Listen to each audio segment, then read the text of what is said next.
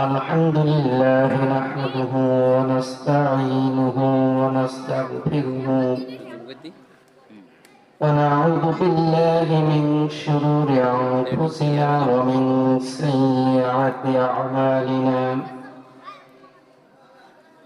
من يهده الله فلا مضل له ومن يضلله فلا هادي له ونشهد أن لا إله إلا الله وحده لا شريك له ونشهد أن محمدا عبده ورسوله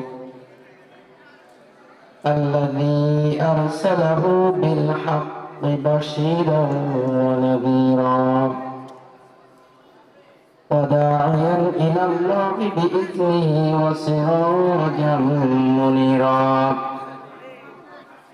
وقد قال الله تعالى في كلامه المجيد والفرقانه الحميد সবাই করুন আউযু বিল্লাহি মিনাশ শাইতানির রাজীম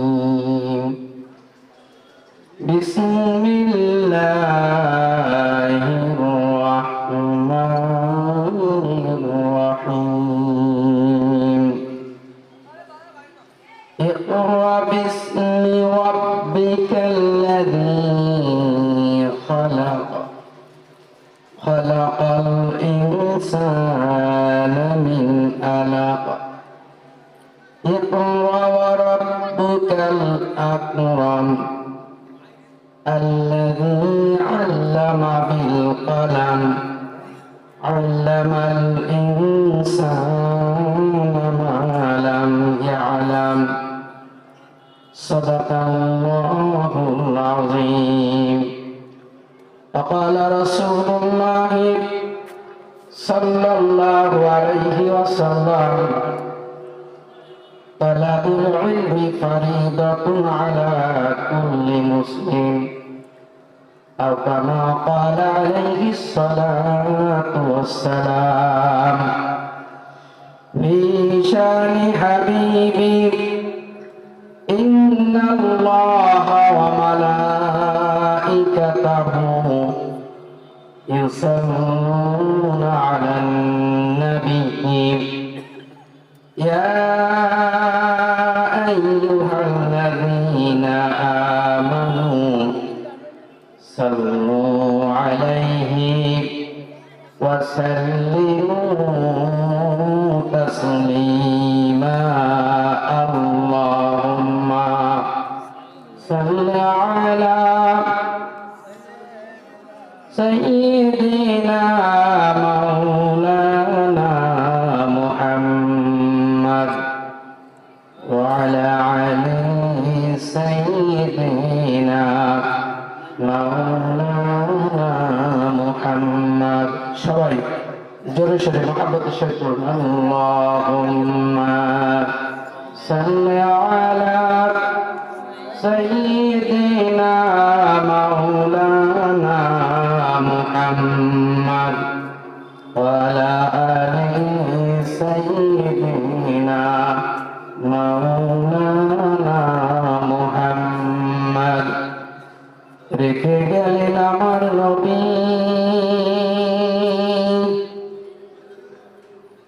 আল হাদিস আর আল কোরআন থাকলে ধরে দুটিকে নেই কোনো ভয় পাবে ত্রাণ আল্লাহুম্মা সাল্লি আলা সাইয়্যিদিনা মাওলানা মুহাম্মদ ওয়া আলা আলি সাইয়্যিদিনা মাওলানা মুহাম্মদ লা ইলাহা ইল্লাল্লাহ জোরে লা ইলাহা ইল্লাল্লাহ লা ইলাহা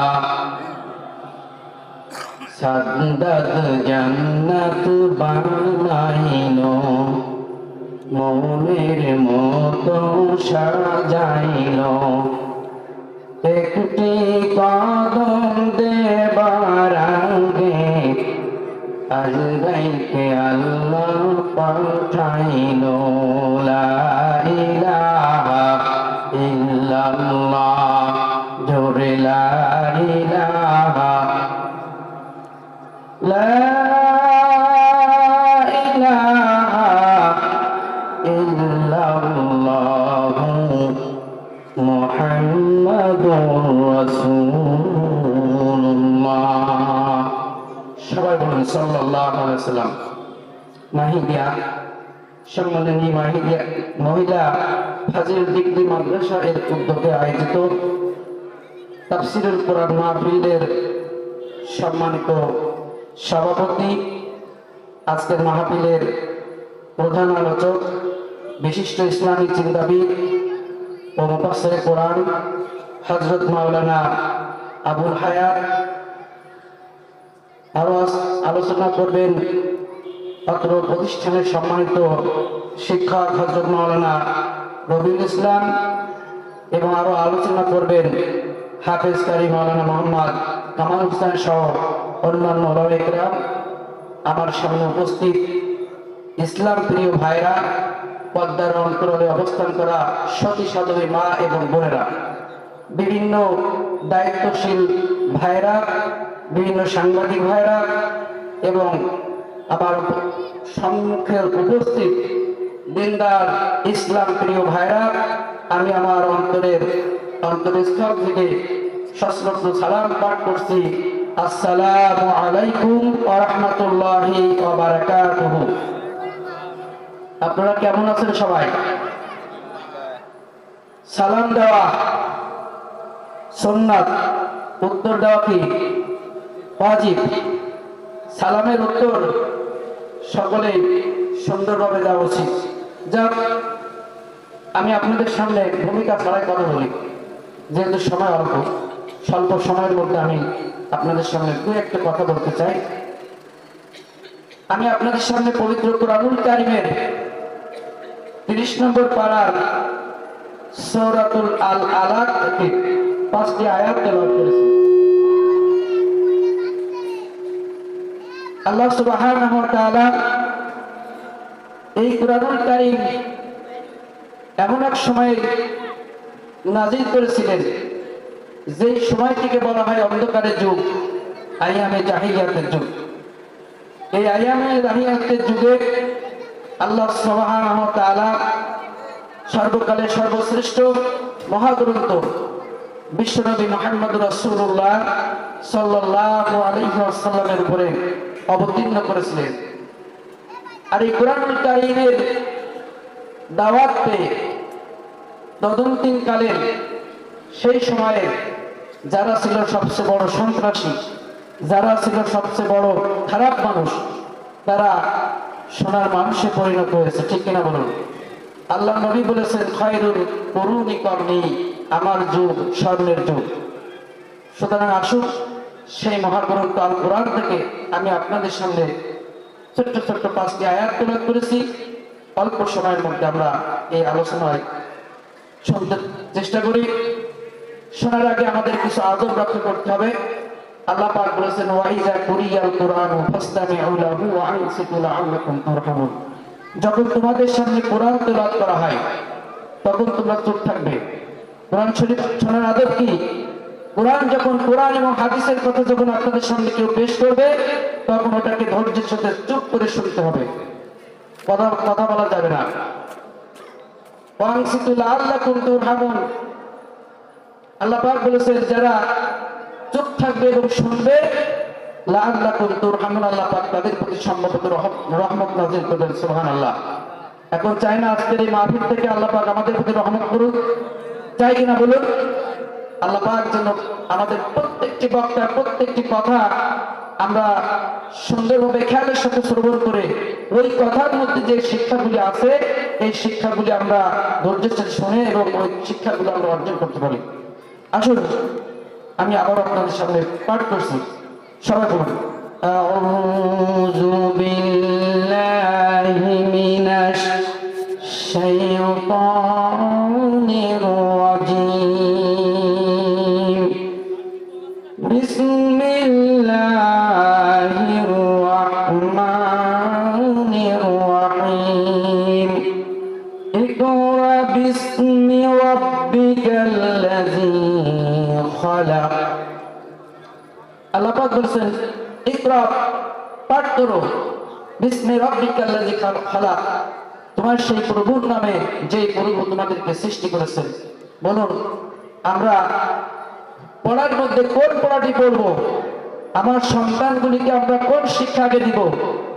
আল্লাহর কোরআন, আল্লাহর নবী, দুই জাহানের বাদশা নবী বিশ্ব নবী মুহাম্মদুর রাসূলুল্লাহ সাল্লাল্লাহু আলাইহি ওয়াসাল্লাম বলেছেন খায়রুকুম মান তাআল্লামাল কুরআন ওয়া আল্লামা। তোমাদের মধ্যে সর্বোত্তম ওই ব্যক্তি যে ব্যক্তি আল্লাহর কোরআনকে শিক্ষা করে, নিজে শেখে এবং অন্যদেরকে শিক্ষা দেয়। আল্লাহ নবী বিশ্ব নবী মুহাম্মদুর রাসূলুল্লাহ সাল্লাল্লাহু আলাইহি ওয়াসাল্লাম দুটি মিশন নিয়ে এই পৃথিবীতে এসেছিলেন। একটি হচ্ছে এই পৃথিবীতে আল্লাহ রাব্বুল আলামিনের শাশ্বত বিধান আল্লাহর কোরআনকে প্রতিষ্ঠিত করে দেওয়া, আর মানব রচিত যত মতার পথ ছিল সব মতার পথকে পদদলিত করে আল্লাহর কোরআনকে সমাজে জারি করে দেওয়া, সমাজে প্রতিষ্ঠিত করে দেওয়া। আল্লাহ নবী এই কর্মসূচি নিয়ে আল্লাহ নবী দুইটা সাবজেক্ট নিয়ে এই পৃথিবীতে কাজ করেছেন। কয়েকটি সাবজেক্ট বলি? কয়েকটি সাবজেক্ট? দুইটি। আল্লাহ নবী বলেছেন তারাকতু ফীকুম আমরাইন, আমি তোমাদের মাঝে দুইটি জিনিস রেখে দিতেছি, তার মধ্যে একটি হলো আল্লাহর কোরআন, আরেকটি হচ্ছে বিশ্বনবী মুহাম্মদ রাসূলুল্লাহ সাল্লাল্লাহু আলাইহি ওয়াসাল্লাম। বিশ্বনবী মুহাম্মদ রাসূলুল্লাহ সাল্লাল্লাহু আলাইহি ওয়াসাল্লামের একটি আল্লাহর কোরআন এবং বিশ্বনবীর সুন্নাহ অর্থাৎ হাদিস। এই দুইটা সাবজেক্ট যদি আপনি আপনার সন্তানদেরকে, আপনার পরিবারের লোকদেরকে পড়াতে পারেন, আল্লাহর কসম করে বলি এই দুইটি সাবজেক্ট পড়ানোর কারণে আপনার সন্তান কখনো আপনার বিরোধিতা করবে না। আপনার সন্তান আপনাকে যথেষ্ট পরিমাণ সম্মান করবে। আপনার সন্তান থেকে, আপনার পরিবার থেকে যতটুকু আকাঙ্ক্ষা, যতটুকু সম্মান তাদের কাছ থেকে পাওয়ার আপনি পাবেন। আর যদি এই দুইটি সাবজেক্টকে বাদ দিয়ে, দুইটি সাবজেক্টকে মাইনাস করে আপনার সন্তান, আপনার পরিবারের লোকদেরকে লেখাপড়া করান, আল্লাহর কসম করে বলি ওরা শিক্ষিত হবে, কিন্তু ওরা হবে মূর্খ পণ্ডিত। কি হবে বলেন বন্ধুগণ? আমরা দেখতে পাই আমাদের বর্তমান শিক্ষা ব্যবস্থায় আমরা তাদের কাছে আমাদের সন্তানদেরকে লেখাপড়া করতে দিই, স্কুল, কলেজ, বিশ্ববিদ্যালয়, ইউনিভার্সিটি। এই স্কুল, কলেজ, বিশ্ববিদ্যালয়, ইউনিভার্সিটির শিক্ষক যারা আছে এরা লেখাপড়া করেছে, কিন্তু এরা এই দুইটা সাবজেক্ট বাদ দিয়ে লেখাপড়া করার কারণে যাদের কাছে আমরা আমাদের সন্তানগুলিকে পাঠাই লেখাপড়া করার জন্য, শিক্ষা অর্জন করার জন্য, এই শিক্ষকরা দেখবেন দাঁড়ায় দাঁড়ায় প্রতিষ্ঠা করে আর সিগারেট টানে। ঠিক কিনা বলেন? হয়তো শুনতে আপনাদের খারাপ লাগবে, এটা বাস্তবতা। যেই শিক্ষকের কাছে আপনার সন্তানকে পাঠাচ্ছেন লেখাপড়া করার জন্য, এই শিক্ষক আপনার সন্তানকে আগ্রুম বাগডুম ঘোরাডুম শিখায়, তাকে মূল জায়গা থেকে তাদেরকে বঞ্চিত করে মানুষের পরিবর্তে অমানুষ তৈরি করে দেয়। ঠিক কিনা? কারণ আজকে আমাদের সাবজেক্টে কোরআন এবং হাদিস, এই দুইটি সাবজেক্ট নাই। এই দুইটি সাবজেক্টকে মাইনাস করে লেখাপড়া করা হচ্ছে। এজন্য আপনি যদি আপনার সন্তানকে সুশিক্ষায় শিক্ষিত করতে চান, তাহলে আল্লাহর ওহীর জ্ঞান এর মাধ্যমে আল্লাহ পাক যে কথা বলেছেন ইকরা বিসমি রাব্বিকাল্লাযী খালাক, পড়ুন আপনার সেই প্রভুর নামে যে প্রভু আপনাকে সৃষ্টি করেছেন। আমাদের স্রষ্টাকে বলেন সবাই, আমাদের স্রষ্টাকে আমরা সবাই প্রতিদিন বলি আলহামদুলিল্লাহি রাব্বিল আলামিন। বলি না আমরা প্রতিদিন? কতবার বলি? সূরা ফাতিহা প্রতিদিন কতবার বলি আমরা বলেন? কমের পক্ষে 40 বার। প্রত্যেক দিন আল্লাহর প্রশংসা করি, কিন্তু নামাজের মধ্যে করি, নামাজের বাইরে সময়ের প্রশংসা করি। যার কারণে আমরা সকাল আমরা সঠিকভাবে আল্লাহর দিন বুঝতে পারছি না। আসুন, স্বল্প সময়ের কারণে আমি আমার আলোচনা লক্ষ্যে পৌঁছতে পারলাম না। আমি আপনাদের সামনে সূরা আলাকের প্রথম যে আয়াতটি 1 থেকে 5টি আয়াত পাঠ করেছিলাম। কিছু কথা বলার ছিল কিন্তু পারলাম না সময় স্বল্পতার কারণে। যদি কোনোদিন সময় আল্লাহ পাক যেন আমাদের এই কোরআনুল কারীমের, আমাদের সন্তানদেরকে কোরআনুল কারীমকে শুদ্ধভাবে সুন্দরভাবে আমাদের মূল সাবজেক্ট হিসেবে কোরআন এবং হাদিসকে আমাদের সন্তানকে শিক্ষা দিতে পারি। সকলে নিয়ত করি আমরা আমাদের সন্তানদেরকে আল্লাহর কোরআন এবং হাদিস এই দুইটি শিক্ষা মূল সাবজেক্ট হিসেবে গ্রহণ করে নিয়ে আমার সন্তানকে ডাক্তার বানাবো, ইঞ্জিনিয়ার বানাবো, ব্যারিস্টার বানাবো, যাই বানাবো না কেন, এতে কোনো বাধা নেই। আমরা নিয়ত করবো আজকে এই মাহফিল থেকে আমরা আমাদের সন্তানকে অবশ্যই কোরআন এবং হাদিস এই দুইটি শিক্ষা আমাদের প্রাথমিক হিসেবে আমরা দিব। আল্লাহ পাক আমাদের কবুল করুন। আমার তৌফিক ইল্লা বিল্লাহ, আলাইহি তাওয়াক্কালতু ওয়া ইলাইহি উনীব। আসসালামু আলাইকুম ওয়া রাহমাতুল্লাহি।